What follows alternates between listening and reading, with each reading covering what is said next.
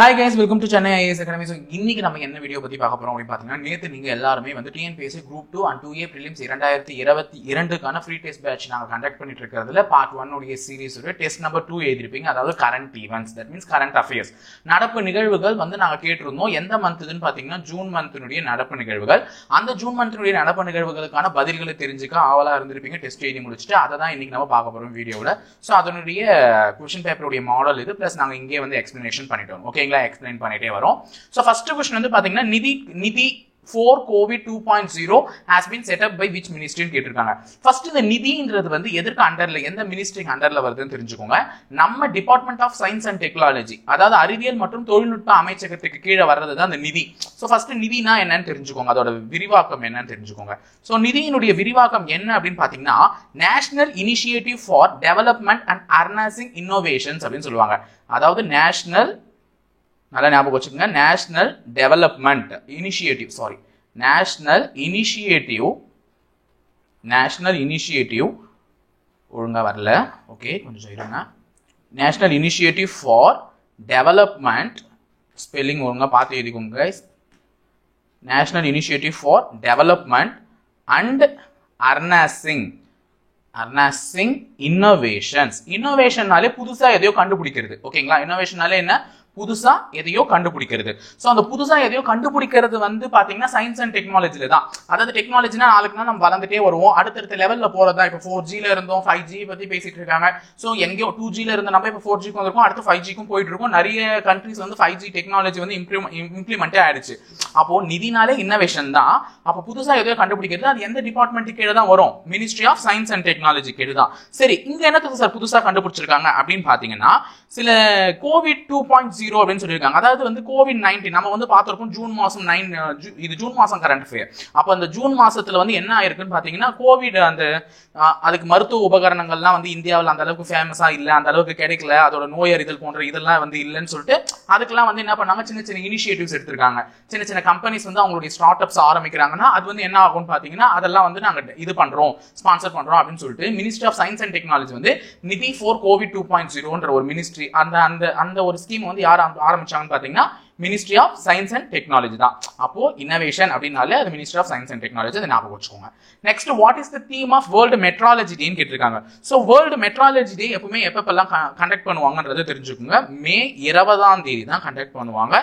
இதுதான் வந்து மெட்ராலஜி டே. ஓகேங்களா, வேர்ல்டு மெட்ராலஜி டே. சரி, அப்படி மெட்ராலஜி டேனா என்னன்னு பாத்தீங்கன்னா மெட்ராலஜின்னும் போது மெட்ராலஜிக்கல் ஃபேக்டரான தண்ணியோட சம்பந்தப்படுத்திக்காதீங்க. இது வந்து உலக அளவீட்டியல் தினம். ஆக்சுவலா இந்த இடத்துல கொடுத்திருக்காங்க, உலக அளவீட்டியல் தினம். இதனுடைய கருப்பொருள், அதாவது தீம் வந்து இந்த ஆண்டு 2020ஆம் ஆண்டு என்ன கொடுத்திருக்காங்க, சாரி 2020 இங்கிலீஷ்ல கொடுத்துட்டு இருப்பாங்க, அது தப்பு. சோ தமிழ்ல கரெக்டா கொடுத்திருக்காங்க பாருங்க, 2021ஆம் வருடம். சோ 2021ஆம் ஆண்டு என்ன தீம்னு பாத்தீங்கன்னா மெஷர்மெண்ட் ஃபார் ஹெல்த். ஓகேங்களா, மெஷர்மெண்ட் ஃபார் ஹெல்த். சோ இதோட மீட்டர் கன்வென்ஷன் ஆக்சுவலா வந்து 1875ஆம் ஆண்டு இந்த தினம், இந்த மே 20ஆம் தேதி தான் வந்து அளவீட்டியல். உலகத்துல எல்லாத்துக்குமே ஒரு அளவு இருக்கு. அதாவது வந்து என்னன்னு பாத்தீங்கன்னா ஒரு புதுசா கண்டுபிடிக்கிற அதுக்கும் ஒரு அளவு வச்சு கண்டுபிடிக்கணும் அப்படின்னு சொல்லிட்டு நமக்கு அந்த டேல வந்து ஒரு ஒப்பந்தத்தை கையெழுத்திட்டதுனால அந்த டேவை தான் எப்பவுமே என்னவா எடுத்துட்டு வராங்கன்னு பாத்தீங்கன்னா வேர்ல்டு மெட்ராலஜி டேவா எடுத்துட்டு வராங்க. அப்போ வேர்ல்டு மெட்ராலஜி டேன்றது மே 20ஆம் தேதி. அதனுடைய கருப்பொருள் தீம் வந்து என்னன்னு பாத்தீங்கன்னா மெஷர்மெண்ட் ஃபார் ஹெல்த். ஏன் இந்த மெஷர்மெண்ட் ஃபார் ஹெல்த் இந்த வருஷம் நீங்க கொடுத்திருக்காங்க 2021ல பாத்தீங்கன்னா இந்த 2021ஆம் ஆண்டு கோவிட் தாக்கத்தினால், அதாவது இரண்டாம் அலையின் கோர தாண்டவத்தினால் வந்து என்ன ஆயிருக்குன்னு பாத்தீங்கன்னா ரொம்ப நம்ம வந்து படாத பாடுபட்டிருக்கோம். சோ அந்த COVID-19 உடைய தாக்கம் அதிகமா இருக்கிறதுனால தான் என்னன்னு பாத்தீங்கன்னா நமக்கு வந்து இந்த மெஷர்மெண்ட் ஃபார் ஹெல்த்ன்றத வந்து வேர்ல்டு மெட்ராலஜி டேவினுடைய தீமா வந்து அறிவிச்சிருக்காங்க. அடுத்தது மூன்றாவது கேள்வி, which institution can sanction the amalgamation of the district central cooperative banks DCCBs with state cooperative banks அப்படின்னு சொல்லியிருக்காங்க. அதாவது வந்து பாத்தீங்கன்னா மாவட்ட மத்திய கூட்டுறவு வங்கிகளை மாநில கூட்டுறவு வங்கிகளுடன் இணைப்பதற்கு அனுமதி வழங்கும் நிறுவனம் எதுன்னு கேட்டிருக்காங்க. அது நல்லா ஞாபகம் வச்சுக்கோங்க. எந்த ஒரு வங்கிகள் தங்களுடைய செயல்பாடுகளை செய்யணும்னாலும் அதற்கு அனுமதி வழங்கக்கூடியது யாருன்னு பாத்தீங்கன்னா நம்மளுடைய RBI, Reserve bank of India தான். சோ ரிசர்வ் வங்கி தான் வந்து எல்லாத்துக்குமே வந்து என்ன பண்ணும், அனுமதி தரும். சோ இந்த ரிசர்வ் பேங்க் ஆஃப் இந்தியா எந்த சட்டத்தின் மூலமாக, அது இயற்றிய எந்த சட்டத்தின் மூலமாக இந்த அனுமதியை கொடுத்துச்சுன்னு பாத்தீங்கன்னா பேங்கிங் ரெகுலேஷன் ஆக்ட்னு ஒன்னு இருக்குங்க. ஸோ இந்த பேங்கிங் ரெகுலேஷன் ஆக்ட் ஆக்சுவலா அதுக்கு வந்து ரெகுலேஷன் அப்படின்னாலே ஒரு பேங்க் இப்படிதான் நடக்கணும், இப்படிதான் எல்லா விஷயத்தையும் செய்யணும் அப்படின்னு சொல்லிட்டு பேங்க்குன்னு சில சட்ட திட்டங்களை வந்து ரிசர்வ் பேங்க் வழிவகுத்துருச்சு. எப்போன்னு பாத்தீங்கன்னா 1949 வருடமே அதை வழிவகுத்துருச்சு. அதாவது என்கிட்ட ஒரு பேங்க் லைசன்ஸ் வாங்கணும், நீ வந்து எனக்கு நீ ஒரு பேங்க் ஓபன் பண்ண போறேன்னா இந்த சட்ட திட்டத்துக்கு கீழே தான் நீ வந்து ஓபன் பண்ணணும்ட்டு 1949 அதாவது வெள்ளக்காரன் நம்மளை விட்டுட்டு போயிட்டாரா, சுதந்திரம் கொடுத்துட்டு போயிட்டாங்க. நமக்கு சுதந்திரம் கொடுத்துட்டு போனதுக்கு அப்புறமா ஆர்பிஐ வந்து தேசியமயமாக்கினாங்க. ஆர்பிஐ வந்து என்ன ஆயிடுச்சு, தேசியமயமாக்குச்சு. அப்ப அவங்களுடைய தலைமையிடம் வந்து கொல்கத்தாவில இருந்து எங்க வந்துச்சுன்னு பாத்தீங்கன்னா மும்பைக்கு வந்துச்சு.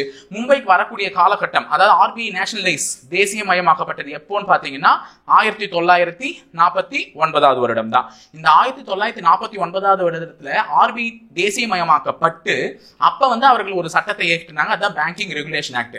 அதாவது எனக்கு கீழே நீங்க ஒரு பேங்க் ஆரம்பிக்க போறீங்க, நான் தான் இந்தியாவின் தலைமை பேங்க், எனக்கு கீழே நீங்க ஒரு பேங்க் ஆரம்பிக்க போறீங்கன்னா எனக்கு நீங்க இப்படிதான் இருக்கணும்னு சொல்லிட்டு ஒரு ரெகுலேஷன் ஆக்ட் கிரியேட் பண்ணாங்க. சோ அந்த ஆக்டின் படி தான் இப்போ வந்து என்ன சொல்லியிருக்காங்க ஆர்பிஐன்னு பாத்தீங்கன்னா, ஒவ்வொரு மாவட்டத்தில் இருக்கக்கூடிய சென்ட்ரல் கோஆபரேட்டிவ் பேங்க், இப்போ நம்ம வெள்ளூர்ல இருக்கோம், வெள்ளூர்ல சென்ட்ரல் கோஆபரேட்டிவ் பேங்க் பிசிசின்னு ஒரு பேங்க் இருக்கு. இங்கதான் வந்து பாத்தீங்கன்னா லக்ஷ்மி தியேட்டர் இருக்கும். இந்த இடத்துல ஒரு சம்திங் அந்த பக்கம் 1 நம்பர் ரூட் வரும் இல்ல பஸ் ரூட், அந்த பக்கம் இருக்கிற இடத்துல வந்து பாத்தீங்கன்னா வெள்ளூர் சென்ட்ரல் கோஆபரேட்டிவ் பேங்க் இருக்கு. சோ இப்போ அதை வந்து ஸ்டேட் கோஆபரேட்டிவ் பேங்கோட வந்து மெர்ஜ் பண்றாங்க. ஸ்டேட் கோஆபரேட்டிவ் பேங்க் என்னன்றது உங்களுக்கு தெரியும். சோ அதோட மெர்ஜ் பண்ணி அந்த வங்கிகளையும் இந்த வங்கிகளையும் இணைப்பதற்கு ஆர்பிஐ தான் பர்மிஷன் தரணும். அந்த ஆர்பிஐ எதுக்கு அண்டர்ல பர்மிஷன் தருது, பேங்கிங் ரெகுலேஷன் ஆக்ட் கீழே பர்மிஷன் தருது. சோ இந்த பேங்கிங் ரெகுலேஷன் ஆக்ட வந்து திருத்தி இருக்காங்க. அது 2020 வருடம் ஓகேங்களா அமெண்ட்மெண்ட் பண்ணிருக்காங்க, திருத்தம் சட்டம் நடந்திருக்கு அப்படின்றதையும் தெரிஞ்சு வச்சுக்கோங்க. So, 4வது கேள்வி, Mekedatu dam which was making news recently is located in which state ன்னு கேட்டிருக்காங்க. சோ மேகதாது அணை அப்படின்னாலே நம்ம எல்லாருக்குமே தெரியும் அது எங்க இருக்குன்றது. ஏன்னா மேகதாது அணை தான் தமிழ்நாட்டுக்கும் கர்நாடகாவுக்கும் இடைப்பட்ட ஒரு அணை. கர்நாடகா வந்து உச்சநீதிமன்றம் சொன்ன தீர்ப்புகளை மீறி தமிழ்நாடுக்கு இது தண்ணி வரக்கூடாதுன்னு சொல்லிட்டு கட்டிய ஒரு அணைன்னு தெரியும். மேகதாது அணைனாலே அது எங்க இருக்குன்றது இப்போ ஈஸியா எல்லாருக்குமே தெரிஞ்சிருக்கும். கர்நாடகா நமக்கே தண்ணியை தரவிடாம பண்ண ஒரு அணை தான் வந்து மேகதாது அணை. சோ அதுக்கு ஏன் அது நியூஸ்ல வந்துச்சு? இப்போ இது வந்து சிம்பிளா ஒரு கொஸ்டின் முடிஞ்சிச்சு, மேகதாது அணை எங்க இருக்குன்னு சொல்லிட்டு கேட்டாங்க, கர்நாடகான்னு சொல்லி முடிச்சிட்டோம். ஆனா அது ஏன் நியூஸ்ல வந்துச்சுன்றது தெரியணும்ல. சோ பசுமை தீர்ப்பாயம்னு ஒண்ணு இருக்கும், நேஷனல் கிரீன் ட்ரிபியூனல் அப்படின்னு சொல்லிட்டு ஒரு பசுமை தீர்ப்பாயம் இருக்கும். சோ அந்த பசுமை தீர்ப்பாயம் என்ன சொல்லி இருக்குன்னு பாத்தீங்கன்னா, ஓகேவா, நீங்க வந்து அணை கட்டியிருக்கீங்க, ஆனா அந்த அணை வந்து சொன்ன நார்ம்ஸுக்கு எதிராக இருக்கு. நாங்க வந்து ஒரு குறிப்பிட்ட இது கொடுத்துருக்காங்க, அந்த அணை வந்து அதை நீங்க கட்டிய விதிமுறைகள் எல்லாம் மீறி கட்டியிருக்கீங்க, அதுக்கு வந்து என்னென்ன விதிமுறைகளை நீங்க மீறி இருக்கீங்க அதெல்லாம் அலசி ஆராயறதுக்கு ஒரு குழு அமைச்சிருக்காங்க. சோ அதனாலதான் மேகதாது டேம் வந்து ஜூன் மாசத்துல நியூஸ்ல அடிபட்டுச்சு. ஓகேங்களா. சோ அது அடிபடுவதற்கான காரணம் என்ன அப்படின்னு பாத்தீங்கன்னா, அந்த அணையை கட்டியதுல வந்து சில முறைகேடுகள் நடந்திருக்கு. என்ன பண்ணிருக்காங்கன்னா, கொடுத்த அறிவுரைகளை மீறி விதிமுறைகளை மீறி கட்டியிருக்காங்க.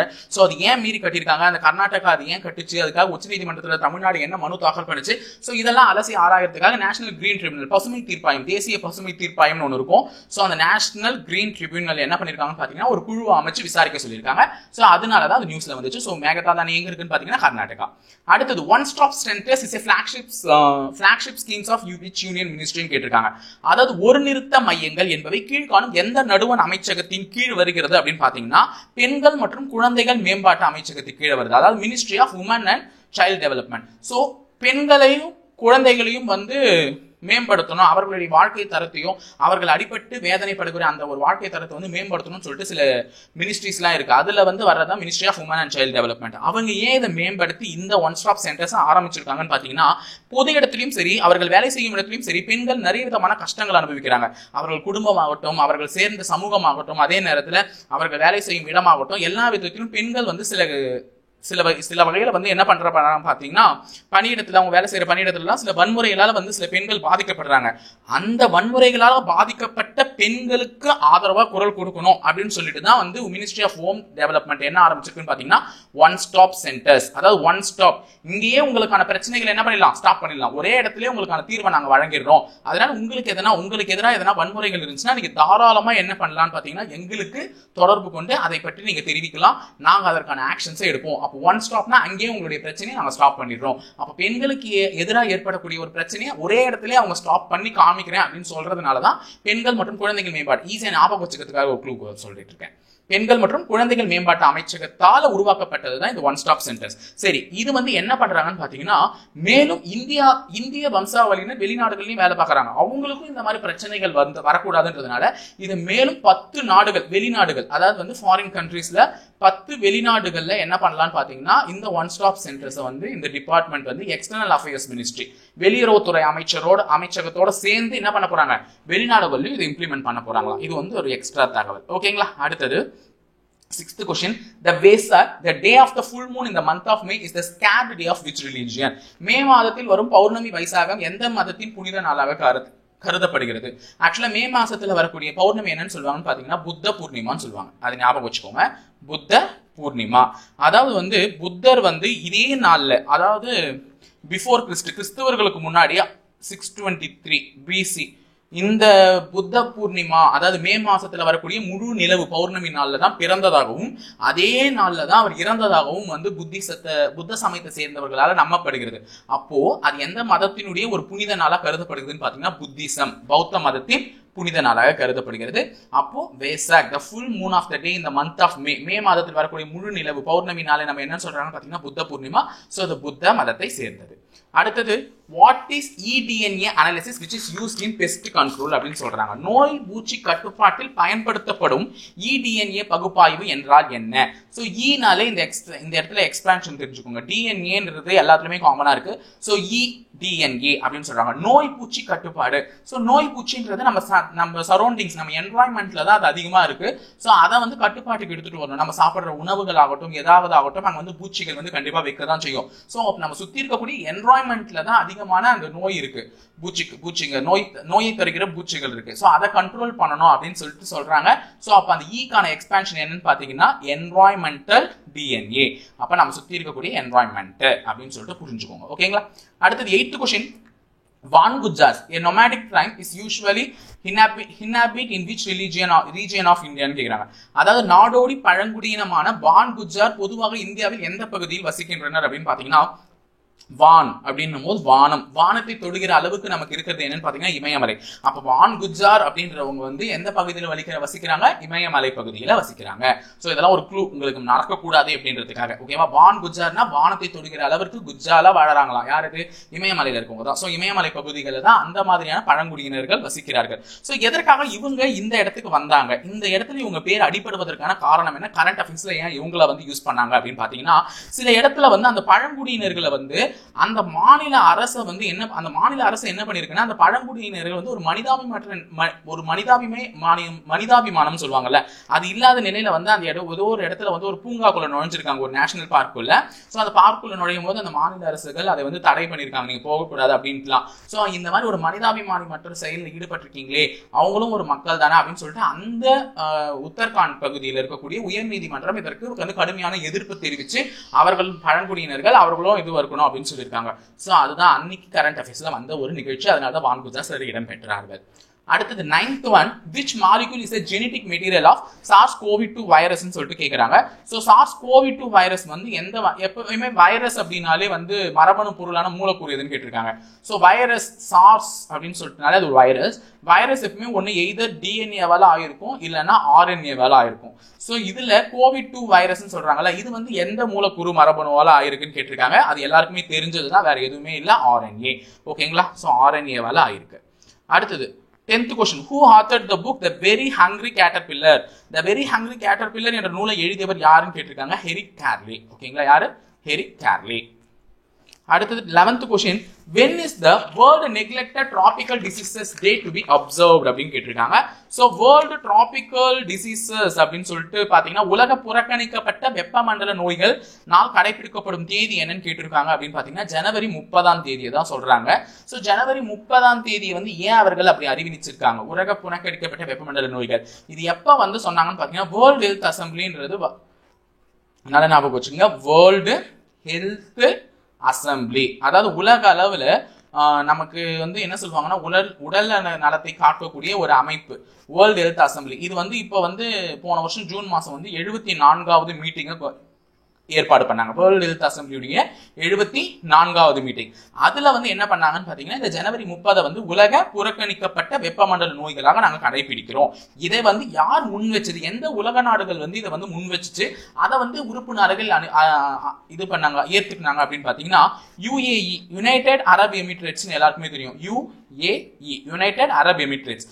அந்த அரபிய நாடுகள் தான் வந்து என்ன பண்ணுங்க, ஐக்கிய அரபு அமீரக நாடுகள் தான் என்ன பண்ணிருக்குன்னு பாத்தீங்கன்னா, இந்த மாதிரி ஜனவரி 30 வந்து உலக புறக்கணிக்கப்பட்ட வெப்பமண்டல நோயை நம்ம எடுத்துக்கலாம். சோ இந்த மாதிரி எடுத்துக்கும் பொழுது நமக்கு என்னன்னா, அந்த நோய்னா என்னென்னு பாத்தீங்கன்னா, அந்த வைரஸ்னால வர நோய், பாக்டீரியானால வர நோய், சோ இந்த மாதிரி ஒட்டுண்ணி, அந்த புரோட்டோசோவான்னு சொல்லுவாங்களே, அதனால வர நோய்லாம் வந்து இருந்துச்சுன்னா அதெல்லாம் இந்த மாதிரி நம்ம இந்த டிசீஸ் தான் எடுத்துக்கலாம். நெக்லெக்டட் ட்ராபிக்கல் டிசீஸ் நம்ம கன்சிடர் பண்ணிக்கலாம். சோ அதற்கு ஒரு டேவை அனௌன்ஸ் பண்ணலாம்னு சொல்லிட்டு ஒரு டேவையும் ஒரு நாடு தான் சிபாரிசு பண்ணும். இப்போ வந்து பாத்தீங்கன்னா செப்டம்பர் மாசத்தை வந்து நம்ம நியூட்ரிஷன் வீக் வந்து முதல் வாரத்தை நம்ம சொல்றோம்னு சொல்லிட்டு இந்தியா தான் அதை ப்ரொபோஸ் பண்ணுச்சு.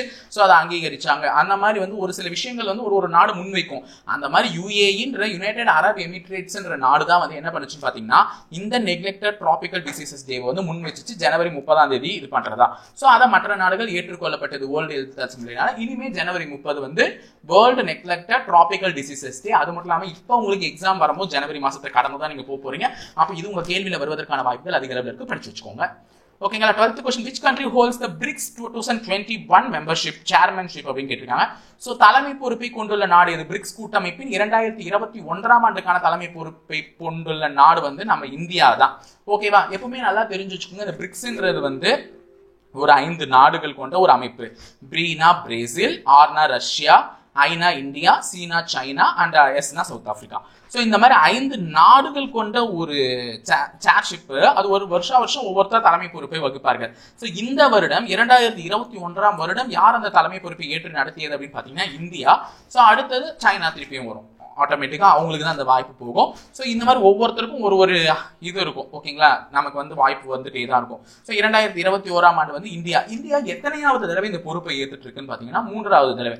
It is the 3rd time. 2021ல வந்து அதோட தலைமை பொறுப்பை வகிச்சிருக்கிறதுனால இந்தியாவுக்கு இது கிடைத்திருக்கக்கூடிய வாய்ப்பு எத்தனாவது முறை, 3வது முறை. இதற்கு முன்னாடி எப்பெல்லாம் தலைமை பொறுப்பை வகித்தார்கள் பாத்தீங்கன்னா 2012ஆம் ஆண்டு ஒன்று, 2016ஆம் ஆண்டு ஒன்று.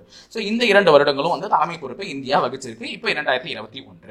ஓகேங்களா. So 13th question, where is Indian Immunological Limited IIL located கேட்றாங்க. அதாவது இந்திய தடைக்காப்புறுதி நிறுவனம் அமைந்துள்ள இடம் எது? தடைக்காப்புறுதி ஆக்சுவலா நம்ம உடம்புல இருக்கக்கூடிய ஏதாவது ஒரு தடை வருது, நீங்க அப்படி வேணா ஞாபகம் வச்சுக்கோங்க.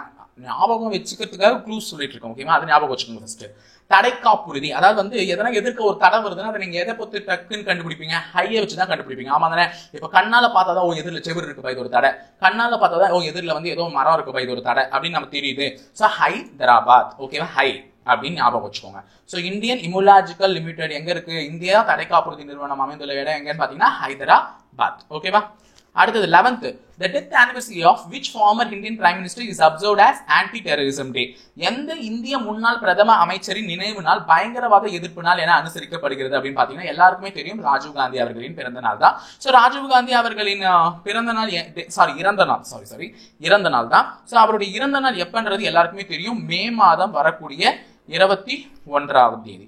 ஓகேவா. இது ஏன் அப்படின்னு பாத்தீங்கன்னா 1991ஆம் வருடம் நம்ம தமிழகத்துல உள்ள ஸ்ரீபெரும்புத்தூர் இதுக்கு வந்து வரும்பொழுதுதான் அவர் வந்து குண்டு வச்சு கொண்டாங்கன்றது எல்லாருக்குமே தெரியும். இப்பயும் அவருடைய நினைவிடம் அங்க இருக்கு. சோ அந்த தினத்தை மே 21ஆம் தேதியை தான் என்னன்னு பண்றாங்கன்னா பயங்கரவாத எதிர்ப்பு நாள். அதாவது வந்து இவர் தான் இந்தியாவிலே வந்து சிறிய வயதிலேயே வந்து பிரைம் மினிஸ்டர் ஆனவர். அது எல்லாருக்குமே தெரிஞ்ச விஷயம் தான். 40 வயசுல என்ன ஆனாரு? பிரைம் மினிஸ்டர் ஆனாரு. சோ இந்தியாவிலே மிக சிறிய வயதுல பிரைம் மினிஸ்டர் ஆன ஒரு தலைவர் இவர் வந்து ஒரு அசாசினேட் பண்ணிருக்காங்க. சோ அவர் தான் அவருடைய எத்தனாவது பிரைம் மினிஸ்டர்னு கேட்பதற்கு வாய்ப்பு இருக்கு. அவர் எத்தனையாவது prime minister? 6th prime minister of அவர் இந்தியா. அதுவும் தெரிஞ்சு வச்சுக்கோங்க. ஓகேங்களா. சோ அடுத்த क्वेश्चन போலாமா. Nancy Grace Roman space telescope is being developed by which country? இது பார்த்தோன்னே எல்லாருமே சொல்லிட்டு இருப்பீங்க. நான்சி கிரேஸ் ரோமன் விண்வெளி தொலைநோக்கியை உருவாக்கிய நாடு இது. ஸோ எல்லாருக்குமே தெரியும், பெரிய பெரிய தொலைநோக்கி அதெல்லாம் உருவாக்குற நாடு வந்து நம்ம USA மட்டும்தான், ஐக்கிய அமெரிக்க நாடுகள். ஸோ இவர்களை தவிர வேற ஒருத்தர் உருவாக்கி இருக்க வாய்ப்பில்லை. அது மட்டும் இல்லாமல் நான்சின்னு ஆரம்பிக்கும் போது அது நாசா தான் டெவலப் பண்ணுச்சுன்றது ஈஸியாக தெரிஞ்சு வச்சுக்கோங்க. ஓகேவா? இது எதுக்காக அப்படின்னு பாத்தீங்கன்னா, தொலைநோக்கின்றதே தூரத்துல இருக்கிறத வந்து கிட்டக்க பாக்குறதுக்கு யூஸ் பண்றதுக்கு தான். சோ அதனால வந்து நம்ம வானத்துல பாத்தீங்கன்னா அரிய வகை தகவல்கள் அதிகப்படியா இருக்கு, அது யாருக்குமே தெரியறது இல்ல. அப்படியாப்பட்ட ஒரு வெடிக்கும் விண்மீன்கள் அப்படின்னு சொல்லுவாங்க, நட்சத்திரங்கள் வந்து வெடிக்கக்கூடிய நட்சத்திரங்கள் இருக்கு. சோ அதையெல்லாம் வந்து பாக்குறதுக்காக தான் இந்த நான்சி கிரேஸ் ரோமன் ஸ்பேஸ் டெலஸ்கோப்ன்றதை வந்து உருவாக்கியிருக்காங்க. ஓகேங்களா? அடுத்தது 16வது question, what is the theme of international day of United Nations peacekeepers? நடப்பாண்டில் 2021ஆம் ஆண்டு வரும் பன்னாட்டு ஐநா அமைதி காப்போர் நாளுக்கான கருப்பொருள் என்னன்னு கேட்டிருக்காங்க. சோ இதனுடைய கருப்பொருள் என்னன்னு பாத்தீங்கன்னா, the road to lasting peace. அதாவது வந்து முடிய போகிறது, உன்னுடைய அமைதி வந்து முடிய போகிறது, இந்த ரோடு வந்து லாஸ்டிங் பீஸ், அமைதியை இழக்கிறீங்க அப்படின்னு சொல்லிட்டு சொல்றாங்க. சோ அது மட்டும் இல்லாம international day of United Nation peace keepers உடைய டே என்னைக்குன்னு பாத்துக்கோங்க, மே மாதம் 29வது நாள் தான் வந்து அந்த தினமா அனுசரிக்கிறாங்க. அந்த தினத்தினுடைய தீம் வந்து என்னன்னு பாத்தீங்கன்னா, the road to lasting peace. இதுக்கு தமிழ்ல எல்லாம் இருக்காது, தமிழ்ல நீங்க தான் படிச்சுக்கணும். அடுத்தது, what is 2021 theme of world no tobacco?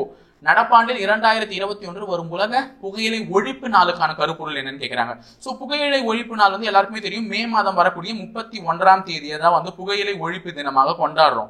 அந்த மே மாசம் வரக்கூடிய அந்த ஒரு இது வந்து எதுக்குன்னு பாத்தீங்கன்னா, ஆக்சுவலா வந்து டொபாக்கோ இதெல்லாம் வந்து போதைப் பொருள், புகையிலைன்றது வந்து ஒரு போதைப் பொருள், ஒரு போதை வஸ்து, அதை வந்து யாரும் பயன்படுத்தாதீங்க, அதனால மரணம் தான் அதிகமா ஸ்தம்பிக்குதுன்னு சொல்லிட்டாங்க. அது மட்டும் இல்லாம கிட்டத்தட்ட ஒரு வருடத்துக்கு 6 மில்லியன் பீப்புள் வந்து சாவறாங்களாம். எதனால? இந்த புகையிலை பிடிப்பதனாலே வந்து 6 மில்லியன் பீப்புள் வந்து கிட்டத்தட்ட தங்களுடைய உயிரை வந்து இழக்கிறாங்க. இதுல என்ன ஒரு கொடுமை அப்படின்னு பாத்தீங்கன்னா, புகையிலை பிடிப்பவர்களை விட அவர்கள் பக்கத்துல இருக்காங்க பாரு, அருகில் இருப்பவர்கள் தான் இதனால அதிகமா பாதிக்கப்பட்டு அவர்களும் இறக்குறாங்க. அதாவது ஒரு பாவமும் செய்யாத சில பேரும் என்ன பண்றாங்க, இழக்கிறாங்க. சோ இதையெல்லாம் ஒரு விழிப்புணர்வு ஏற்படுத்தணும்னா வேர்ல்டு நோ டொபாக்கோ டே வந்து மே 31 செலிப்ரேட் பண்றாங்க. அதனுடைய தீம் கருப்பொருள் என்னன்னு கேட்டிருக்காங்க. So quit tobacco to be a winner, அதாவது வந்து புகையிலையை ஒழித்து உன்னுடைய வாழ்க்கையில நீ வின் பண்ணு அப்படின்னு தான் சொல்றாங்க. ஓகேங்களா? 18, what is the theme of the environment day 2021? நடப்பாண்டில் வரும் உலக சுற்றுச்சூழல் நாளுக்கான கருப்பொருள் என்னன்னு கேட்டிருக்காங்க.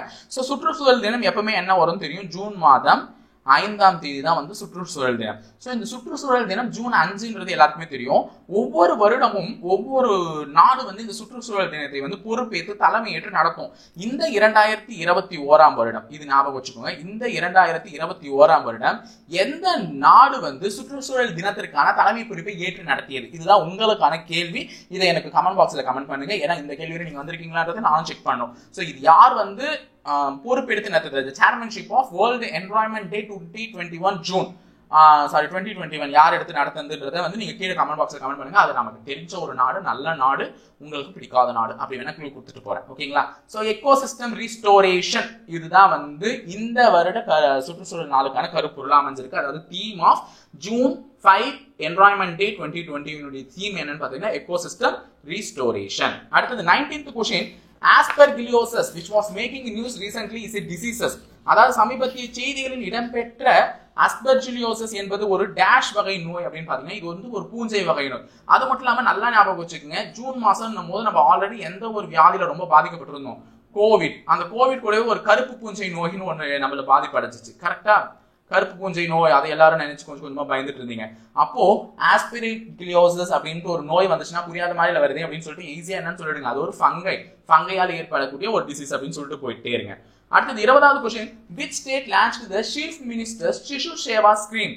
முதலமைச்சரின் சிசு சேவா திட்டத்தை தொடங்கிய மாநிலம் எதுன்னு கேட்கிறாங்க. சோ ஈஸியா ஞாபகம் வச்சுக்கிறதுக்காக சொல்றேன், சிசுனாலே குழந்தை, சிசுனாலே என்ன, குழந்தை. அப்ப எல்லாருக்குமே குழந்தை பிறக்கணும், எல்லாருக்குமே கல்யாணமான குழந்தை பிறக்கணும்ன்றது வந்து குழந்தைகள் மேல அதிக அளவு ஆசைகள் வைப்பார்கள். சோ அப்ப ஆசை, அசாம் அப்படின்றது ஞாபகம் வச்சுங்க, அசாம்னா ஆசை. ஓகேவா?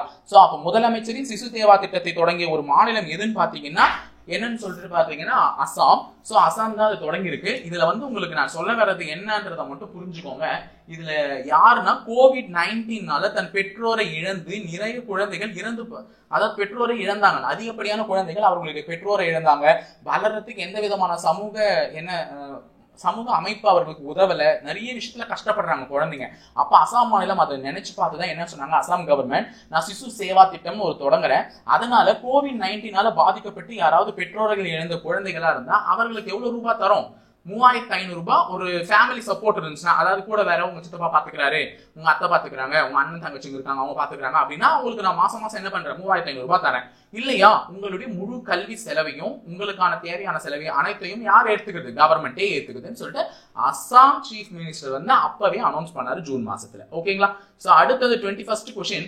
இன் context with recent news of Goa, what is the abbreviation of GIFT stands for? இதுலயும் உங்களுக்கு ஒரு கொஸ்டின் வச்சிருக்கேன். கோவா குறித்த அண்மைய செய்திகளின் சூழலில் கிஃப்ட் என்ற சுருக்கம் பின்வரும் எதை குறிக்கிறது அப்படின்னு பாத்தீங்கன்னா, ஃபர்ஸ்ட் ஜி கோவானா கோவாவை தான் குறிச்சிருக்கு, அது எல்லாருக்குமே தெரியும். So Goa institution for future transformation, அதான் ஞாபகம் வச்சுக்கோங்க. Goa institution for future transformation சொல்ற ஏன்ற ஆப்ஷன் தான். ஆல்ரெடி இந்தியாவில் கிஃப்ட் சிட்டின்னு ஒரு சிட்டி இருக்கு, அது என்னன்றது தான் உங்களுக்கு நான் கேட்கக்கூடிய கேள்வி. ஆல்ரெடி இந்தியாவில் கிஃப்ட் சிட்டின்னு ஒரு சிட்டி இருக்கு. ஸோ அந்த கிஃப்ட் சிட்டி எது? அது நான் வேணா ஒரு எக்ஸாம்பிள் சொல்லிடுறேன். குஜராத்ல வரும். ஸோ அது ஏன் வருது, அதனுடைய எக்ஸ்பான்ஷன் என்னன்றது நீங்க தான் என்ன பண்ண போறீங்கன்னு பாத்தீங்கன்னா கமெண்ட் பாக்ஸ்ல கமெண்ட் பண்ண போறீங்க, ஞாபகம் வச்சுக்கோங்க. ஓகேங்களா? ஸோ அடுத்தது 22nd question. Which country has recently come up with a policy for 3 children as against the presence of 2 children remain? தற்போது 2 குழந்தைகளின் வரம்பை மீறி சமீபத்தில் 3 குழந்தைகளுக்கான கொள்கையை கொண்டு வந்துள்ள நாடு எதுன்னு கேட்டிருக்காங்க. ரொம்ப முக்கியமான ஒரு கொஸ்டின் தான். அதாவது வந்து 2 குழந்தைகள் இப்ப வேணா, எத்தனை குழந்தைகளை நீங்க பெத்துக்கலாமா? 3 குழந்தைகளை பெத்துக்கலாமான்னு ஒரு நாடு வந்து அவர் சட்ட திட்டத்தை மாத்திருக்காங்க. அது யாருன்னு பாத்தீங்கன்னா, ஏற்கனவே இவங்க தான் உலகத்துல நம்பர் 1 பாப்புலேஷன்ல இருக்காங்க. அவர்களே தான் என்ன பண்ணிருக்காங்கன்னு பாத்தீங்கன்னா, இப்ப 2 வேணா 3 பெத்துக்கோ அப்படின்னு சொல்லிருக்காங்க. ஏன் இன்னும் பாப்புலேஷன் அதிகமே நம்மள வீட்டையே பண்ணக்கூடாது அப்படின்னு சொல்லிட்டு. ஓகேவா? இந்த மாதிரி ஒரு கொஸ்டின் கேட்டாங்கன்னா சைனா தான் ஞாபகம் வச்சுக்கோங்க. இதை விட வேற ஈஸியான க்ளூ யாருமே கொடுக்க மாட்டாங்க. ஓகேங்களா? அது மட்டும் இல்லாம ஏன் இந்த முடிவு அவங்க எடுத்தாங்கன்னா, சமீபத்தில் அவங்க சென்சஸ் அளவு எடுக்கும் பொழுது எப்பவுமே 10 வருடத்துக்கு ஒரு முறை சென்சஸ் எடுப்பாங்க. நம்ம இந்தியாவில இப்ப 2021 சென்சஸ் எடுத்து சொல்லிட்டு இருக்கோம். ஆனா அதுக்கு முன்னாடி கோவிட் முந்திக்கிச்சு. சோ இப்ப வந்து பாத்தீங்கன்னு வச்சுக்கோங்க, சொல்லியிருக்காங்க இந்த மாதிரி சென்சஸ் எடுக்கும் போது அவங்களுடைய பர்த் ரேட் வந்து கம்மியா இருக்கான். பிறப்பு சதவிகிதம் வந்து ரொம்ப கம்மியா இருக்கிறதுனால, என்னப்பா ரொம்ப கம்மியாகுது, சரி இனிமே 2 வேணா நான் அந்த சட்டத்தை இது பண்ணிக்கிறேன், நீங்க 3 பேத்துக்கோங்க அப்படின்னு சொல்லிட்டு அவங்க அந்த ஒரு ரீசனை சொல்லியிருக்காங்க சைனா கவர்மெண்ட். ஓகேங்களா? அடுத்து 23rd question. What is the child helpline number for the ministry of woman and child development சொல்லிட்டு கேட்டிருக்காங்க. So ministry of woman and child development பத்தி இப்பதான் ஒரு கொஸ்டின் உங்களுக்கு இதுக்கு முன்னாடி நடத்தி இருந்தா அது எல்லாருக்குமே தெரியும். சோ அதை வச்சுதான் பெண்கள் மற்றும் குழந்தைகள் மேம்பாட்டு அமைச்சகத்தின் கீழ் அவசர கால உதவி என்னன்னு ஒன்று அனௌன்ஸ் பண்ணுவாங்க. சோ அவசர கால உதவி என்ன அந்த அமைச்சகத்தின் கீழ் அனௌன்ஸ் பண்ணப்பட்ட நம்பர் 1098. சோ நிறைய நம்பர்ஸ் வந்து அனௌன்ஸ் பண்ணிருக்காங்க. இது ஏன்னா பிரைவேட் சேனல்ஸ் நம்ம இப்ப பாக்குற சன் டிவியா இருக்கட்டும் எதனா இருக்கட்டும் ஒரு ஆட் மூலமா வந்து எல்லாருக்கும் விழிப்புணர்வு ஏற்படுத்துங்க. ஏன்னா பெண்கள் அதிக அளவுல கஷ்டப்படுறாங்க, குழந்தைகள் அதிக அளவுல கஷ்டப்படுறாங்கன்னா அவர்கள் என்ன பண்ணுவாங்களாம், எங்களை தொடர்பு கொண்டு என்ன பிரச்சனை ஏது பிரச்சனைன்னு சொன்னாங்கன்னா நாங்க அதுக்கேற்ற மாதிரி ஒரு சொல்யூஷன் சொல்லுவோம்னு சொல்லிட்டு. ஸோ அதுக்கு அடுத்தது சில விஷயங்கள் சொல்லியிருக்காங்க. இதே வந்து ஹெல்த் மினிஸ்ட்ரி ஒரு நம்பர் அனௌன்ஸ் பண்ணியிருக்காங்க. எல்லாத்தையுமே நான் சொல்லிடுறேன். ஹெல்த் மினிஸ்ட்ரி அனௌன்ஸ் பண்ணிருக்க நம்பர் என்னன்றதை தெரிஞ்சு வச்சுக்கோங்க. ஹெல்த் மினிஸ்ட்ரி அனௌன்ஸ் பண்ணிருக்க நம்பர் 1075. அப்ப ஆப்ஷன்ல கொடுத்துருக்கிறதும் அதுதான். ஏன்னா எல்லாத்தையும் ஒன்னா அனௌன்ஸ் பண்ணும்போது நம்மள கன்ஃபியூஸ் பண்றதுக்காக கேட்பா. அப்ப ஹெல்த் மினிஸ்ட்ரி வந்து கொடுத்திருக்கிற நம்பர் வந்து என்னன்னு பாத்தீங்கன்னா 1075. அதே மாதிரி சீனியர் சிட்டிசன் நமக்கு தெரியும்ல, எல்லாருமே வந்து சீனியர் சிட்டிசன்ஸ்லாம் இருப்பாங்க, அதாவது 60 வயதிற்கு மேற்பட்ட நபர்கள். அவர்கள்லாம் வந்து எதனா வந்து அவங்களுக்கான நீதி வேணும் அப்படின்னு கேட்கும்போது சோசியல் ஜஸ்டிஸ் மினிஸ்ட்ரி வந்து ஒரு நம்பர் அனௌன்ஸ் பண்ணிருக்கு. அதுதான் என்னன்னு பாத்தீங்கன்னா 145667. 145667. ஓகேவா? அப்ப சோசியல் ஜஸ்டிஸ் வந்து 4567 அப்படியே தொடர்ந்து வரும். 75 முடியறது வந்து ஹெல்த் மினிஸ்ட்ரி, 98 முடியறது வந்து உமன் அண்ட் சைல்டு டெவலப்மெண்ட். ஓகேங்களா? அடுத்தது 24வது question.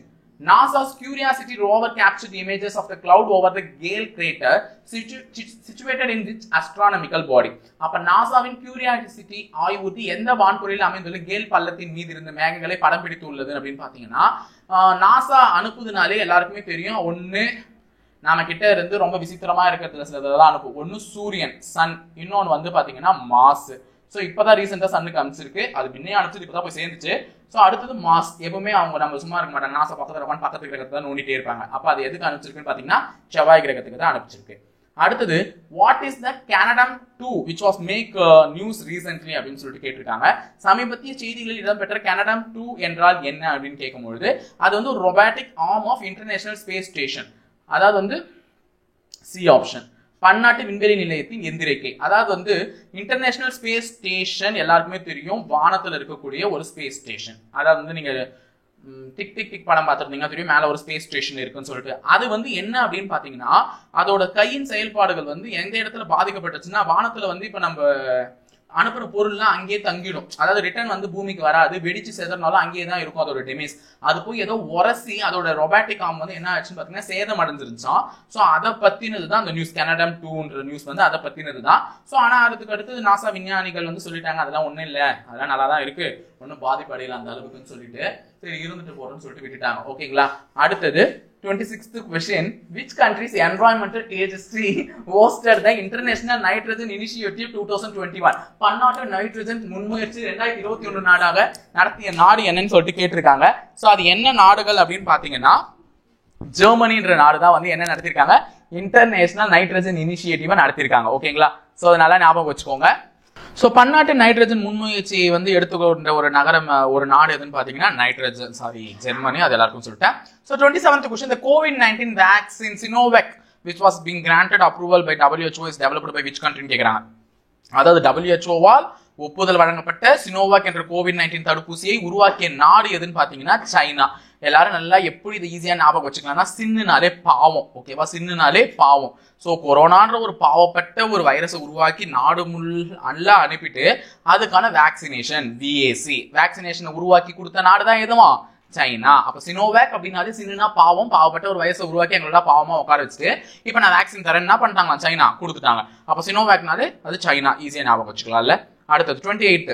Who has been appointed as the new chairperson of the National Human Rights Commission? தேசிய மனித உரிமைகள் ஆணையத்தில் புதிய தலைவராக நியமிக்கப்பட்டுள்ளவர் யார்? சோ அருண் மிஸ்ரா அவர்கள் தான். இது எப்படி சார் நான் ஞாபகம் வச்சுக்கிறது அப்படின்னு பாத்தீங்கன்னா மனித நேயம்ன்றது, இந்த மனித உரிமைகள்ன்றதே வந்து இப்ப வந்து மனிதர்கள் இடத்துல மிஸ் ஆயிடுச்சு. ஓகேங்களா. ஒருத்தருக்கு மேல என்ன உரிமைகள், மனித உரிமைகள் இருக்குன்றது வந்து என்ன ஆயிடுச்சுன்னு பாத்தீங்கன்னா மிஸ் ஆயிடுச்சு. அப்ப பேர்ல யார் பேர்ல மிஸ் வருதோ அவங்க தான். ஓகேவா, அருண் மிஸ்ரா. ஓகேவா. So 29th question. Which Indian state topped the Niti Aayog Sustainable Development Goals SDG Index? நிதி ஆயோக்கின் நீடித்த வளர்ச்சி இலக்குகள் குறியீட்டில் முதலிடம் வகிக்கும் இந்திய மாநில அரசு எதுன்னு பாத்தீங்கன்னா கேரளா. எப்பவுமே வந்து சஸ்டைனபிள் டெவலப்மெண்ட் இண்டெக்ஸ்ல தொடர்ந்து 3வது முறையோ 2வது முறையோ கேரளா தான் முன்னிலையில இருக்கு. சோ நம்ம தமிழ்நாடு எந்த இடத்துல இருக்குன்னு பாத்தீங்கன்னா 3வது இடத்துல இருக்கு. ஓகேங்களா. தமிழ்நாடு எந்த இடத்துல இருக்குன்னு பாத்தீங்கன்னா 3வது இடத்துல இருக்கும் நம்ம தமிழ்நாடு. சோ அதுக்கு முன்னாடி யார் இருக்காங்க அப்படின்னு சொல்லிட்டு நம்ம கேட்கலாம். இமாச்சல் பிரதேஷ். ஓகேங்களா. இமாச்சல் பிரதேஷ் வந்து செகண்ட் பிளேஸ். இமாச்சல் பிரதேஷ் வந்து செகண்ட் பிளேஸ். தமிழ்நாடு வந்து எத்தனாவது பிளேஸ்னு பாத்தீங்கன்னா 3வது பிளேஸ். ஓகேங்களா. தமிழ்நாடு 3வது பிளேஸ். சோ அப்ப ஃபர்ஸ்ட் பிளேஸ்ல இருக்கிறது யாருன்னு பாத்தீங்கன்னா கேரளா. சோ அது எல்லாருக்குமே ஞாபகம் வச்சுக்கோங்க. ஏன்னா இது ஒரு முக்கியமான கேள்வி, கரண்ட் அஃபேர்ஸ்ல கேட்பதற்கு அதிக வாய்ப்புள்ள ஒரு கேள்வி. அடுத்தது, who is the winner of the 2021 International Booker Prize? International Booker price winner யாருன்னு கேட்டிருக்காங்க. சோ புக்கர் பரிசுன்றது வந்து ஒரு இலக்கியம், லிட்டரேச்சர் கொடுப்பாங்க. இலக்கியத்திற்காக கொடுக்கப்படக்கூடிய ஒரு உயரிய விருது, உலகத்தில் அதிக பேரால மதிக்கப்படக்கூடிய ஒரு உயரிய விருது. சோ இந்த விருது எப்படி கொடுப்பாங்க பாத்தீங்கன்னா நீங்க எந்த லாங்குவேஜ்ல வேணா உங்களுடைய இலக்கியத்தை படைச்சிருங்க, அதை வந்து ஃபைனலா இங்கிலீஷ்ல டிரான்ஸ்லேட் பண்ணி தான் கொடுப்பாங்க. அதுக்கான சிறந்த நாவல் எது அப்படின்ற மாதிரி தான் கொடுப்பாங்க. சோ தமிழ்ல நான் இப்போ ஒரு நாவல் எழுதியிருக்கேன், ஒரு பெரிய புதினம் எழுதியிருக்கேன்னா அதையும் இங்கிலீஷ்ல டிரான்ஸ்லேட் பண்ணி அது நல்லா இருந்ததுன்னா அதுக்கும் புக்கர் பிரைசஸ் கொடுப்பாங்க. சோ எந்த லாங்குவேஜ்ல இருந்தாலும் ஃபைனல் என்ன இருக்கணும், இங்கிலீஷ்ல தான் இருக்கணும். சோ இந்த முறை வந்து எந்த லாங்குவேஜ்ல எழுதினவருக்கு அந்த விருது கிடைச்சிருக்குன்னு பாத்தீங்கன்னா ஒரு பிரெஞ்சு. சோ பிரெஞ்சுன்றதை விட முதல் இந்த கேள்வி ரொம்ப முக்கியம். ஏன்னா ஒரு ஃபர்ஸ்ட் பிரெஞ்சு நாவலுக்கு கிடைச்சிருக்கு. ஓகேவா, ஒரு ஃபர்ஸ்ட் பிரெஞ்சு நாவலுக்கு கிடைச்சிருக்கு. அப்ப இதையும் கேள்வி வைப்பாங்க. புக்கர் பிரைஸ் வின் பண்ணவர் இவர் தான். அவர் எந்த மொழியை தழுவி எழுதியுள்ளார்னா பிரெஞ்சு. சோ டேவிட் டியோப் அப்படின்னு சொல்லிட்டு அவருக்கு தான் கிடைச்சிருக்கு புக்கர் பரிசு 2021. அடுத்தது, to which field the Padmashri award Lakshmi Nandan Bora who died recently belong to அப்படின்னு கேட்டிருக்காங்க. சோ அண்மையில் காலமான பத்மஸ்ரீ விருது பெற்ற லட்சுமி நந்தன் போரா சார்ந்த துறை எது அப்படின்னு பாத்தீங்கன்னா அவர் வந்து ஒரு இலக்கிய துறையை சார்ந்தவர். He belongs to the literature. So இவர் எந்த மொழியில வந்து புக்கை எழுதியிருக்காருன்னு பாத்தீங்கன்னா கிட்டத்தட்ட 60க்கும் மேற்பட்ட புத்தகங்கள் எழுதியுள்ளார், இலக்கிய புத்தகங்கள். சோ எந்த மொழியிலன்னு பாத்தீங்கன்னா இவர் வந்து ஒரு அசாமிஸ். ஓகேவா, அசாமிஸ் மொழியில எழுதியிருக்காரு. அசாமி, இவர் ஒரு அசாமி. அடுத்தது, the consumer confidence index is released by which organization? நுகர்வோர் நம்பிக்கை குறியீட்டை வெளியிடுகிற அமைப்பு எதுன்னு சொல்றாங்க. நுகர்வோர் நம்பிக்கை குறியீடு அப்படின்னு சொல்லும் போது ஒரு பொருளை வாங்குறவங்க, கன்சியூம் பண்றவங்க, இப்ப நான் வந்து கொஞ்சோண்டு தண்ணி குடிக்கிறேன்னா அது நான் கன்சியூம் பண்ண வாட்டர். அப்ப நான் போய் ஒரு கடையில ஒரு பொருளை வாங்குறேன்னா அது நான் கன்சியூம் பண்ணக்கூடிய ஒரு பொருள். சோ இந்த பொருளை நான் வாங்கலாமா வேணாவா அப்படின்னு சொல்லிட்டு நான் முடிவு பண்ணுவேன். இப்போ ஒரு 2000 ரூபாய் சொல்றீங்க ஒரு பொருளுடைய விலைனா, நான் தைரியமா அந்த 2000 ரூபாய் செலவு பண்ணி அந்த பொருளை வாங்குறேன்னா அது என்னுடைய கான்பிடென்ட்டை காமிக்குது. இதே அந்த 2000 ரூபாய் பொருளை வாங்கறதுக்கு நான் யோசிக்கிறேன்னா பாத்தீங்கன்னா அங்கேயும் என்னுடைய கான்பிடென்ட்டை காமிக்குது. ஏன்னா என்கிட்ட இப்ப பணம் இருக்கு, நான் வாங்கிடுறேன். பணம் இல்லைன்னா அந்த 2000 ரூபாய் பொருளை வாங்குறதுக்கு நான் யோசிப்பேன். ஓகேங்களா? அந்த கன்சியூமர் கான்பிடென்ட் இண்டெக்ஸ் வந்து எதை வெளியிடுதுன்னு பாத்தீங்கன்னா ரிசர்வ் பேங்க் ஆஃப் இந்தியா தான். ஏன்னா பணம் வந்து முழுக்க முழுக்க எதோட தொடர்புடையதுன்னா ரிசர்வ் பேங்க் ஆஃப் இந்தியா தான். சோ பணத்தை வச்சு நான் ஒரு பொருளை வாங்குறேன்னா வேணாவான்றதை முடிவு பண்றது. இதுதான் பர்ச்சேசிங் பவர் பேரிட்டின்னு சொல்லிட்டு எக்கனாமிக்ஸ் படிக்கும்போது ஒரு நல்ல டேர்ம் படிச்சிருப்பீங்க. பர்ச்சேசிங் பவர் பேரிட்டி அப்படின்னு சொல்லிட்டு ஒரு பொருளை வாங்கக்கூடிய மனிதனிடத்துல பணப்புழக்கம் அதிகமா இருக்கா? இப்ப நிறைய பணப்புழக்கம் இருந்துச்சுன்னா 2000 ரூபாய் பொருள் நான் சொன்னா கூட நீ தாராளமா வாங்கிட்டு போயிடும். ஏன்னா உனக்கு மாச சம்பளமே 50,000 60,000 கிடைக்குதுன்னா 2000 ரூபாய் பொருள்னா பார்க்க மாட்டேன், வாங்கிடுவேன். இதே உனக்கு மாச சம்பளமே 6000 7000 தான் கிடைக்குதுன்னா அப்ப 2000 ரூபாய் பொருள்னாலே நீ 10 முறைக்கு 12 முறை யோசிச்சு அப்பயும் வாங்காம தான் போற. ஆனா அதான் யோசிப்பேன். ஓகேவா?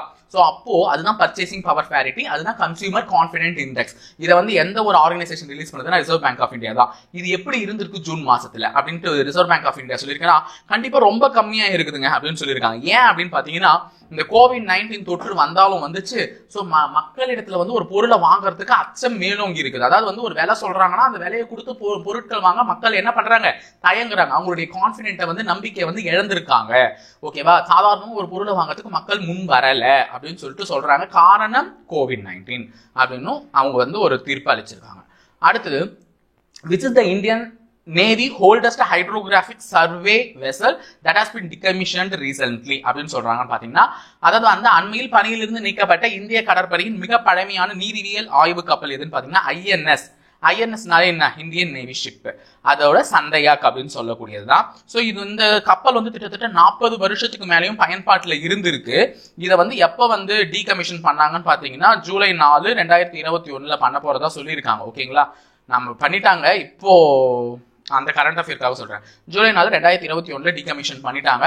சோ ஆய்வுல இருந்து எடுத்துட்டாங்க. இது நிறைய சாதனை எல்லாம் படைச்சிருக்காங்க. அது அந்த படகு இருந்த அந்த கப்பல் இருந்த காலகட்டத்துல 40க்கும் மேற்பட்ட வருடங்கள் அது ஒத்துழைச்சு நிறைய விஷயங்கள் நிறைய விதமான ஆபரேஷன்ஸ்ல எல்லாம் இறங்கி இருக்கு. ஸோ ஆபரேஷன் ரெயின்போன் 2004 ஒரு ஆபரேஷன் நடந்தது. அதுக்கு இதை செயல்படுத்திருக்காங்க. இலங்கையில நடத்தப்பட்டது. இன்னொன்று ஆபரேஷன் பவன், அதுக்கெல்லாம் இந்த போர்க்கப்பலை வந்து பயன்படுத்திருக்காங்க. நீரியல் ஆய்வு கப்பலை வந்து பயன்படுத்திருக்கிறதா சொல்லியிருக்காங்க. ஸோ இது ஜூலை 4 2021 வந்து என்ன பண்ணிருக்காங்கன்னு பாத்தீங்கன்னா டீகமிஷன் பண்ணிருக்காங்க. ஓகேங்களா? அது என்ன கப்பல் நேம்? ஐஎன்எஸ் சண்டையாக். அடுத்தது 34th question. The Merapi volcano, which is one of the most active volcanoes, is located in which country அப்படின்னு சொல்றாங்க. அதாவது செயல்பாட்டில் உள்ள எரிமலைகளில் ஒன்றான மெராப்பி எரிமலை அமைந்துள்ள நாடு இது. மெராப்பி எரிமலைனாலே அது எங்கதான் இருக்கும்னு பாத்தீங்கன்னா இந்தோனேஷியா. அதிகப்படியான எரிமலைகள் இருக்கக்கூடிய ஒரு நாடும் நகரமும் வந்து இந்தோனேஷியா தான். சோ இந்தோனேஷியால இது எங்க இருக்குன்னு பாத்தீங்கன்னா ஜாவா தீவுகள் எல்லாருக்குமே தெரியும். சோ சுனாமி வருவதற்கான ஒரு நமக்கு வந்து வித்திட்ட ஒரு தீவுன்னு சொல்லலாம். அந்த ஜாவா தீவுகளுக்கும் யோகியா கார்டா தீவுகளுக்கும் நடுவுல இருக்கிறதா யோகியா கார்டா தீவுகளுக்கும் நடுவுல தான் வந்து இந்த மெராப்பின்ற எரிமலை இருந்திருக்கு. சோ இந்த எரிமலை வந்து கிட்டத்தட்ட 1548 ஆண்டு முதல் வெடித்து வருகிறது. ஓகேங்களா? சோ 1548 இயர்ஸ் அந்த இயர்ல இருந்து இது வந்து வெடிச்சுட்டு தான் இருக்கு. இப்பயும் ஆக்டிவ்ல தான் இருக்கு எரிமலை. இந்த எரிமலை வெடிச்சு நிறைய தடவை வெடிச்சிருக்குன்னு சொல்றாங்க. அதே 35வது question, Surakshit Hum Surakshit Tum Abhiyan is an initiative of which institution அப்படின்னு சொல்லிட்டு கேட்கிறாங்க. சுரக்ஷித் ஹம் சுரக்ஷித் தும் அபியான் என்பது எந்த நிறுவனத்தின் முன்னெடுப்பாகும்னா இது வந்து நித்தி ஆயோக் நிறுவனத்தின் முன்னெடுப்பு. சோ ஹம் தும் அப்படின்னு சொல்லும் போதே தெரியும், ஹம்னா உங்களுக்கு, தும்னா எங்களுக்கு. அதாவது உங்களுக்கும் நல்லது எங்களுக்கும் நல்லது, உங்களுக்கும் பாதுகாப்பு எங்களுக்கும் பாதுகாப்புன்றதா இந்த திட்டத்தினுடைய உருவாக்கமே. சோ என்ன அப்படின்னு பாத்தீங்கன்னா COVID-19 வந்து இது எல்லாமே அது ரிலேட்டட் பண்ற நியூஸ் தான். சோ என்ன சொல்றாங்கன்னு பாத்தீங்கன்னா COVID-19 வந்து அதிகமா பாதிக்கப்பட்டவர்களை தான் ஹாஸ்பிட்டலைசேஷன் பண்ணணும். சோ குறைவா பாதிக்கப்பட்டவர்களை வந்து நீங்க வீட்டுல இருந்தே கூட என்ன பண்ணலாம், பராமரிக்கலாம். அதற்கான எதனா வந்து பொருட்கள் தேவை, உபகரணங்கள், உங்களுக்கு மருத்துவ உபகரணங்கள் தேவைன்னா அதை வந்து நாங்க தரோம். நாங்களும் நலமா இருப்போம், நீங்களும் நலமா இருப்பீங்க. உங்க வீட்டுக்குள்ளே இருந்தா எங்களை நீங்க தேடி வர வேண்டாம். அபியான்னா சுகமா இருக்கிறது. சுரக்ஷித் ஹம் சுரக்ஷித் தம் அபியான் இது எந்த நிறுவனத்தினுடைய முன்னெடுப்புனா நித்தி ஆயோகனுடைய முன்னெடுப்பு. சோ இது எத்தனை டிஸ்ட்ரிக்ட்ஸ்ல வந்து இம்ப்ளிமெண்ட் பண்ணிருக்காங்கன்னா கிட்டத்தட்ட 112 டிஸ்ட்ரிக்ட்ல அப்ப வந்து ஆஸ்பிரேஷனல் டிஸ்ட்ரிக்ட். எப்பவுமே அது ஞாபகம் வச்சுக்கோங்க. நித்தி ஆயோகால வந்து ஆஸ்பிரேஷனல் டிஸ்ட்ரிக்ட்ஸ் எத்தனை டிஸ்ட்ரிக்ட் சொல்றாங்க? 112 டிஸ்ட்ரிக்ட் தான் சொல்றாங்க. சோ அந்த 112 டிஸ்ட்ரிக்ட்ல தான் இதை வந்து முன்னெடுத்துட்டு போனாங்க. ஓகேங்களா? அடுத்தது 36 Jangi Thopan Powari hydro electricity project ITP HEP is the proposed project over which river ன்னு கேக்குறாங்க. எந்த ஆற்றின் மீது ஜங்கி தோபான் பொவாரி நீர்மின்சார திட்டத்தின் நிறுவனம் திட்டமிடப்பட்டுள்ளது அப்படின்னு பாத்தீங்கன்னா சட்லஜ். சோ இதற்கு அதிகப்படியான எதிர்ப்புகளும் தெரிவிச்சாங்க. சோ சட்லஜ் நதிக்கரை எங்க இருக்குன்றது உங்களுக்கு தெரியும், இமாச்சல் பிரதேஷ்ல இருக்கு. சோ அந்த இமாச்சல் பிரதேஷ்ல இதை கன்ஸ்ட்ரக்ட் பண்ண வரும்போது நிறைய அந்த நாட்டு மக்கள் அந்த மாநில மக்கள் வந்து அதிகப்படியான எதிர்ப்புகளை வந்து தெரிவிச்சிருக்காங்க. ஓகேவா, அது என்னன்றது அந்த நியூஸ் போய் படிச்சுட்டு வாங்க. ஓகேவா எல்லாரும். So அடுத்தது 37. As per the recent report of WHO, around dash million people are affected by foodborne diseases every year. அதாவது உலக நலவாழ்வு அமைப்பின் ஒரு அண்மைய அறிக்கையின்படி ஒவ்வொரு ஆண்டும் சுமார் டேஷ் மில்லியன் மக்கள் வந்து உணவு மூலம் பரவும் நோய்களால் பாதிக்கப்படுகின்றன. 600 மில்லியன் மக்கள். சோ உணவு மூலம் பரவும் நோய்கள்னா நம்ம கிட்ட நிறைய வகையில தண்ணீர் மூலமா நோய் பரவுது, எல்லா விதமும் நோய் பரவுது. ஆனா உணவு மூலமும் நமக்கு என்ன பண்ணுதுன்னு பாத்தீங்கன்னா இப்பயும் நோய் பரவிட்டு தான் இருக்கு. சோ சத்துள்ள உணவுகள் எடுத்துக்காதனாலையும் அதே மாதிரி கெமிக்கல், அதாவது full and full organic food இல்லாம சோ எல்லாமே கெமிக்கலா நம்ம இதாயிட்டோம். அது மாதிரி நிறைய உணவுகளை எடுத்துக்கிறதுனாலையும் தான் அதிகப்படியான மக்கள் பாதிப்படைகிறாங்க. இதை வந்து இந்த ரிப்போர்ட்டை வந்து வேர்ல்டு ஹெல்த் ஆர்கனைசேஷன் வந்து அனௌன்ஸ் பண்ணிருக்குன்னு சொல்லிட்டாங்க. அதான் WHO சொல்லிட்டாங்க. சோ வேர்ல்டு ஹெல்த் ஆர்கனைசேஷனுடைய தலைமையிடம் எங்க இருக்கு? இது ஒரு கேள்வி. கமெண்ட் பாக்ஸ்ல கமெண்ட் பண்ணிட்டே வாங்க கூட. ஓகேவா. சோ அந்த வேர்ல்டு ஹெல்த் ஆர்கனைசேஷன் தான் 600 மில்லியன் பீப்புளுக்கு மேல இந்த ஃபுட்பார்ன் டிசீஸால பாதிக்கப்படுறாங்க. அதுலயும் கிட்டத்தட்ட 0.12 மில்லியன் குழந்தைகள், அதாவது 5 வயதிற்கும் குறைப்பட்ட குழந்தைகள் இந்த டிசீஸ்னால பாதிக்கப்படுறாங்க. அதாவது அவர்கள் சாப்பிடக்கூடிய உணவுகள் தரமற்ற உணவுகளாக இருக்கிறது அப்படின்னு சொல்லிட்டு WHO வந்து அறிக்கை தாக்கல் பண்ணிருக்கு. அதே மாதிரி 38. Which bank was named in the first position of India's Forbes World Best Bank? அதாவது வந்து உலக அளவுல வந்து பெஸ்ட் பேங்க்னு சொல்லிட்டு 2021ஆம் ஆண்டு ஃபோர்ப் பத்திரிகையால அங்கீகரிக்கப்பட்ட பேங்க் எதுன்னு கேட்டீங்கன்னாலே பார்த்தோன்னே சொல்லலாம். இந்தியன் பேங்க் வந்து இந்தியாவில் இருக்கக்கூடிய பேங்க், ஸ்டேட் பேங்க் வந்து இந்தியாவில் இருக்கக்கூடிய பேங்க், கனரா பேங்க் வந்து இந்தியாவில் இருக்கக்கூடிய பேங்க், அனைத்துமே இந்தியாவே தலைமையிடமாக கொண்டுள்ள பேங்க். அதனால உலக அளவில் இது ஒரு பெஸ்ட் பேங்க்னு வந்து வெளியில சொல்லிடுவாங்களா அவ்வளவு சீக்கிரமான? கண்டிப்பா சொல்ல மாட்டாங்க. அப்ப எந்த பேங்க் சொல்லியிருக்காங்கன்னு பாத்தீங்கன்னா DBS பேங்க். ஓகேவா. இந்த DBS பேங்க்ன்றது வந்து வெளிநாடுகள்ல வந்து ஒரு இடத்தை வந்து ஜெர்மனியை வந்து தலைமையிடமா கொண்டுள்ள பேங்க். அதனால வந்து நமக்கெல்லாம் அவ்வளவு சீக்கிரம் வந்து என்ன பண்ணிட மாட்டாங்க, இது கொடுத்துட மாட்டாங்க. ஸோ அதே மாதிரி ரெண்டாவதா வந்து எந்த பேங்க் இருந்திருக்குன்னு பாத்தீங்கன்னா கத்தோலிக் சிரியன் பேங்க். இது வந்து கேரளாவை தலைமையிடமா கொண்டுள்ள பேங்க். இதற்கு அடுத்தது வந்து ICICI பேங்க் இருக்காங்க. அதுக்கப்புறமா HDFC. ஓகேங்களா. ஸோ மூன்றாவது இடத்தை பிடிச்சது ICICIயும் HDFCயும், இரண்டாவது இடத்தை பிரிச்சது வந்து கத்தோலிக் சிரியன் பேங்க், முதல் இடத்தை பிரிச்சது வந்து DBS பேங்க். ஓகேங்களா. ஸோ அடுத்தது World Employment and Social Outlook Trends 2021 is report released by which organization?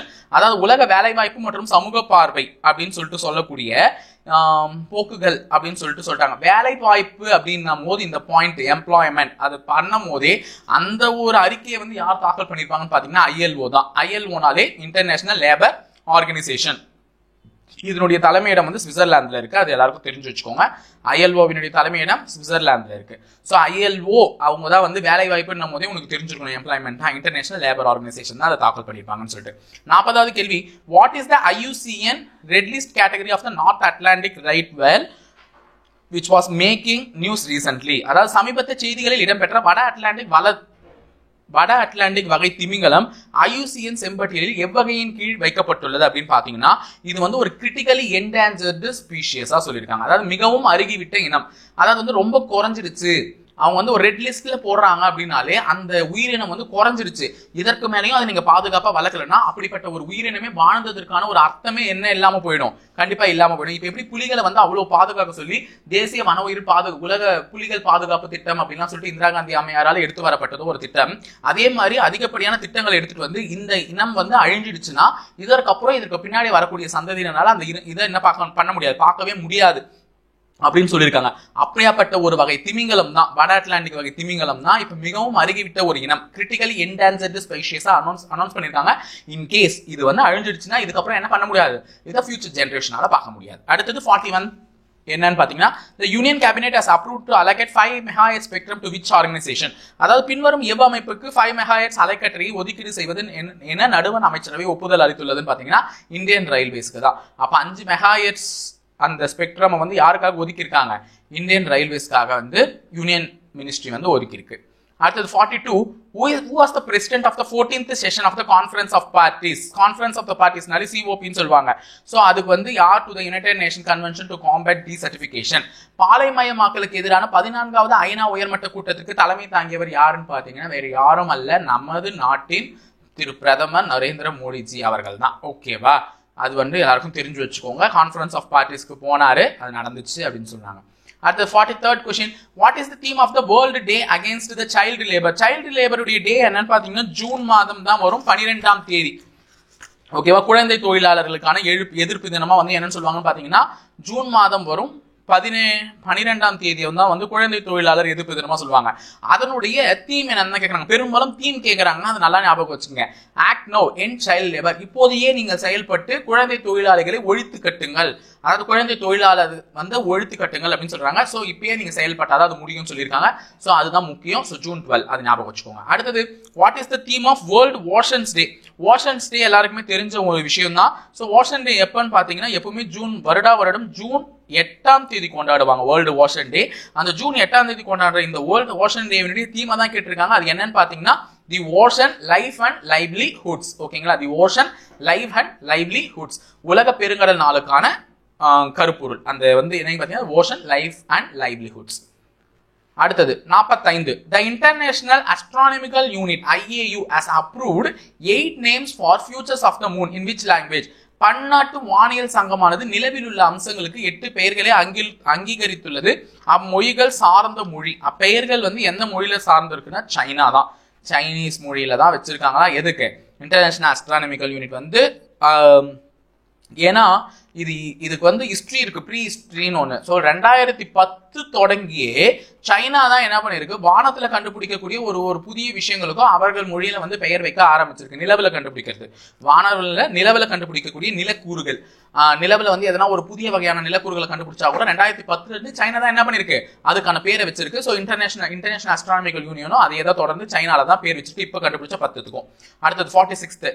The National AI Port, Indian AI என்ன artificial intelligent. So is an initiative by which union ministry கேட்கறாங்க. Artificial இன்டெலிஜென்ஸ்னாலே இது 5Gக்கு அடுத்த ஒரு வளர்ந்து வரக்கூடிய டெக்னாலஜின்னு எல்லாருக்குமே தெரியும். ஸோ தேசிய ஏஐ இணையதளத்தை இந்தியா ஏஐ தொடங்கிய ஒன்றிய அமைச்சகம். ஸோ ஆர்டிஃபிஷியல் இன்டெலிஜென்ஸ்னாலே நம்மளுடைய அட்வான்ஸ்டு டெக்னாலஜி, அது எல்லாருக்குமே தெரிஞ்ச ஒரு விஷயம் தான். அப்ப அது எதோட தொடர்பு படுத்துறா, மின்னணு மற்றும் தகவல் தொடர்பு அமைச்சகம், எலக்ட்ரானிக்ஸ் தான். ஓகேவா. அடுத்தது 47th question. Tianzhou 2 is the spacecraft of which country ன்னு கேட்டிருக்காங்க. Tianzhou 2 என்பது எந்த நாட்டின் விண்கலம் ஆகும்னா இதுவும் நம்ம ஐயா உலக நாடுகள்ல எல்லாரையும் வியக்க வச்ச நாடு சைனா, அவர்களது தான். ஓகேங்களா. அடுத்தது 48வது கேள்வி.